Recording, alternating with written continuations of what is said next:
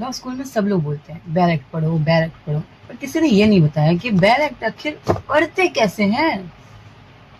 तो hello guys, मेरा नाम कोमल है। तो आज मैं आप लोग को बताऊंगी कि बैर एक्ट कैसे पढ़ते हैं। मोस्ट ऑफ लॉ स्टूडेंट बैर खुलते हैं और पढ़ना स्टार्ट कर देते हैं। इससे ना तो कॉन्सेप्ट क्लियर होते हैं और ना सेक्शंस याद रहते हैं। बैर एक्ट को एक स्टोरी की तरह पढ़ना equal to biggest problem, biggest mistake.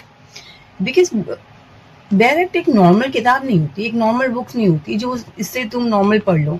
अगर तुम इसको नॉर्मल भी पढ़ोगे तो ये ना तो तुमको सेक्शन याद रहेंगे, ना कॉन्सेप्ट क्लियर होगा। बैर एक्ट पढ़ने के 5 इजी मेथड, हर एक जुडिशरी एस्पिरेंट्स और सभी लोग ये मेथड का यूज करते हैं। अगर इस मेथड से आप बैर एक्ट पढ़ोगे तो आपको इजीली सारे कॉन्सेप्ट क्लियर हो जाएंगे। स्टेप 1, बैर एक्ट के सबसे पहले हेडिंग्स पढ़ने चाहिए, क्योंकि हेडिंग से सारे कॉन्सेप्ट ऑलमोस्ट इजी हो जाए। स्टेप 2, ब्रेक द सेक्शन को 3 पार्ट में डिवाइड करो। हर सेक्शन के नॉर्मली 3 पार्ट्स होते हैं, कंडीशन, रूल और पनिशमेंट।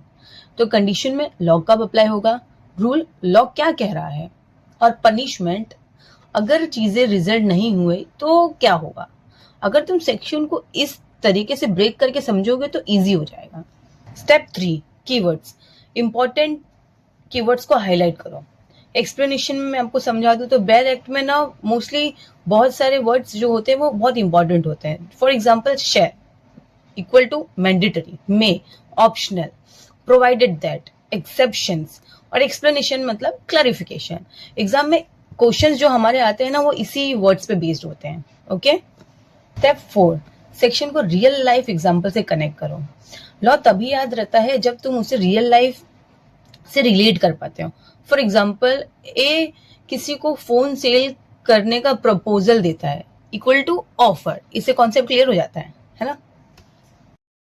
स्टेप 5, शॉर्ट सेक्शंस के नोट्स बनाओ। जैसे कि हर सेक्शन के लिए ना 3 चीजें लिखो, सेक्शंस नंबर, 2 इंपॉर्टेंट कीवर्ड्स और 1 एग्जाम्पल।